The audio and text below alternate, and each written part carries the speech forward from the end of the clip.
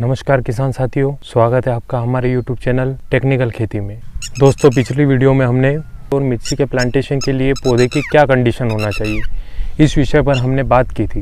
आज मैं आपको मिर्ची का पौधा जब हम प्लांटेशन करते हैं तो हमें कैसा पौधा चाहिए। प्लांटेशन से पहले एक सलाह देना चाहता हूं कि दोस्तों, जब भी आप मिर्ची लगाने का मन बनाएं तो हमेशा पौधे आप नर्सरी में ही डलवाएं। आपके नज़दीक में कोई भी जो अच्छी नर्सरी हो वहाँ पर आप पौधे का बीज डलवाएं। और पौधे की कंडीशन की अगर मैं बात करूं तो हमारा पौधा प्लांटेशन से पहले कम से कम 40 दिन का पौधा होना चाहिए। और पौधे की हाइट की बात करें तो कम से कम 10 से 14 सेंटीमीटर का पौधा होना चाहिए। ये पौधा प्लांटेशन के लिए सबसे अच्छा होता है। और दोस्तों, मिर्ची की ग्रोथ को लेकर अगर मैं बात तो मिर्ची का पौधा हमेशा वनस्पति अवस्था में होता है। पौधे का जो तना रहता है वो मोटा होना चाहिए। पौधे की रोपाई करते वक्त हमें इस बात का ध्यान रखना है कि पौधा लगाते समय हमें पौधे को कभी भी अंगूठे से नहीं दबाना है। मिर्ची की जो ग्रोथ होना चाहिए वो हमेशा एक झूमर की तरह होना चाहिए, यानी जितनी अधिक उसकी शाखाएं और वो एक तरह से फैल कर चलता है तो हम उस पौधे को बेस्ट पौधा मानते हैं। ऐसा ही पौधा होना चाहिए। इसी प्रकार का पौधा अच्छी ग्रोथ देगा, अच्छा माल देगा। पौधा अगर ऊपर की ओर अगर अधिक ग्रोथ कर रहा है जल्दी से, ये अच्छी बात नहीं है। पौधे की ग्रोथ होना चाहिए, पौधा बड़ा होना चाहिए, पर जितना वो ऊपर की ओर बढ़े उससे कई अधिक उसमें तने शाखाएं निकलनी चाहिए। वो पूरा एक घूमर की तरह चलना चाहिए, अधिक शाखाएं उसमें होना चाहिए। तो फैले हुए पौधे को हम अच्छा पौधा मानते हैं। और मिर्ची के संदर्भ में और बात करें, मिर्ची में आने वाली कुछ समस्याएं हैं। जब हम पौधे का रोपण करते हैं, हर क्षेत्र में मिर्ची की रोपाई का समय थोड़ा बहुत आगे पीछे रहता है। एमपी में हम लोग मिर्ची जून महीने में लगाते हैं। जून महीने में मतलब 1 जून से लेकर 15 जून के बीच में हमारे यहाँ मिर्ची की रोपाई हो जाती है। हर एरिया में मिर्ची का टाइम पीरियड थोड़ा सा आगे पीछे रहता है। मिर्ची लगाने के सही समय की यदि मैं बात करूं तो उसकी सामान्य शर्त रहती है कि हमारे क्षेत्र में किस समय बारिश होती है, वो टाइम पीरियड हमें पता होना चाहिए। जैसे हमारे क्षेत्र में 95% 17 जून से लेकर 25 जून के बीच में बारिश हो जाती है, जिसमें हम मुख्य फसल में सोयाबीन बोते हैं। हमारे यहाँ सोयाबीन की बुआई ज़्यादा होती है। हमें क्लाइमेट के तौर पर, यदि मिर्ची के लिए हम क्लाइमेट के तौर पर अगर देखें, बारिश से जस्ट कुछ दिनों पहले क्लाइमेट में एक ठंडक सी होती है। उस चीज़ को हमें ध्यान रखना है। 20 जून को भी लगती है, कुछ मिर्ची बारिश होने के बाद भी लगती है।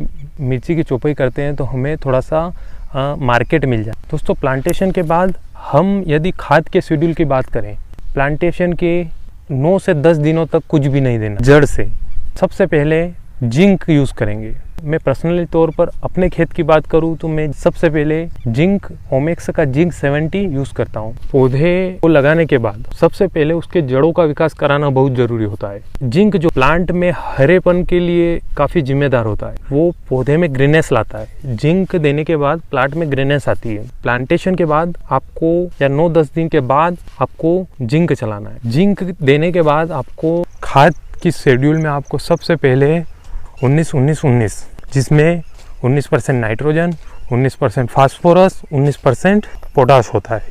ये एक बैलेंसिंग खाद है।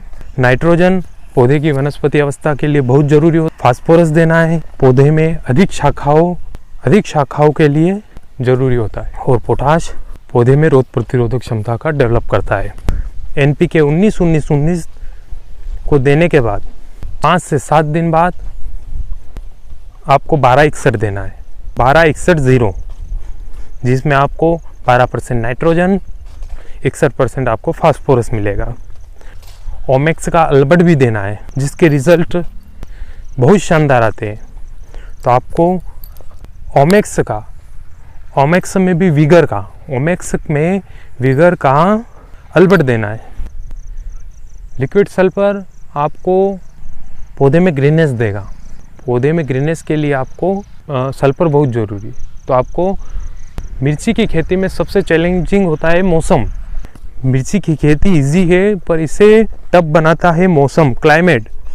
अगर क्लाइमेट सही नहीं होगा तो आपकी मिर्ची की खेती करना आपको बहुत कठिन हो जाएगा, क्योंकि वर्षा ऋतु में कई दिनों तक सनलाइट नहीं मिलती है, जिसके कारण पौधे को ग्रोथ नहीं होती। जिसकी बात करूँ तो हमारे क्षेत्र में 15 दिनों से बारिश हो रही है, 15 दिनों से सनलाइट नहीं देखी है पौधों ने, तो ऐसी कंडीशन में पौधों की ग्रोथ होना बहुत मुश्किल होती है। ऐसे में वर्षा ऋतु में अधिक पानी के गिरने के कारण, अधिक पानी के गिरने की वजह से और सनलाइट प्रॉपर नहीं मिलने की वजह से पौधों की ग्रोथ नहीं होती है, पौधों में पीलापन आ जाता है, प्रॉब्लम क्रिएट करती है, जिसके कारण प्लांट ग्रोथ नहीं करते, पौधों में पीलापन आता है।